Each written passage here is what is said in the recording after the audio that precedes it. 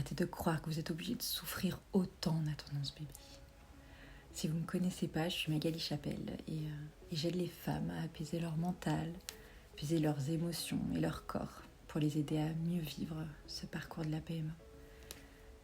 Si vous me suivez déjà, vous avez probablement regardé ma vidéo sur les 5 actions pour vous faciliter ce parcours pour devenir maman.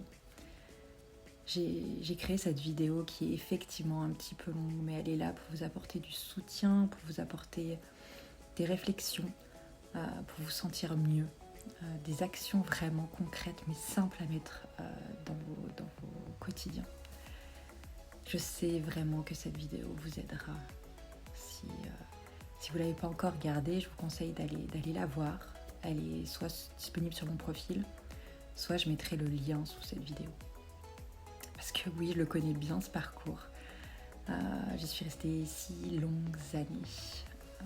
J'ai connu ces moments de doute, ces moments d'excitation, d'espoir et également ces moments de colère, même de jalousie contre ces femmes qui, elles, y parvenaient et moi pas.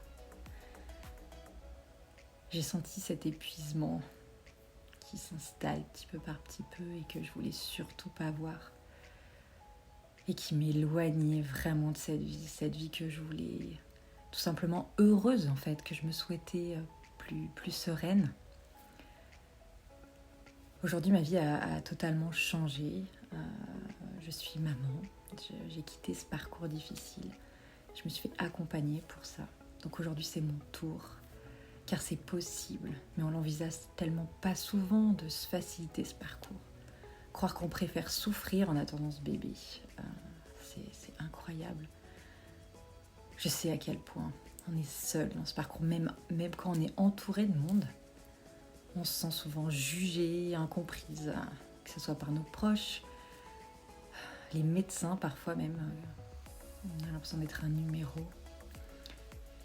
Avec notre chéri, c'est assez compliqué, on ne voit pas les choses de la même manière, on ne vit pas ce parcours de la même manière, c'est certain. Alors souvent, très très souvent, on porte ce masque pour se protéger, pour se cacher, pour cacher en fait notre souffrance, cacher ce désir d'être maman. On se sent prisonnière de nos pensées, je me sentais totalement enfermée dans ma tête. Dans ce parcours, on essaie désespérément d'arrêter d'y penser, alors que évidemment on y croit de tout notre cœur. Nous aussi, on a le droit à cette chance de connaître ce bonheur. Et puis on s'épuise vraiment par trop d'échecs, par manque d'énergie. C'est cet épuisement vraiment. On voit même notre couple en souffrir. La spontanéité, le plaisir, c'est des choses qui ont tendance à s'effacer. Et on prend de moins en moins de temps. On ne prend pas de temps pour nous en fait. Et parfois, on n'en prend pas pour notre couple, vraiment. Pour les personnes qu'on aime.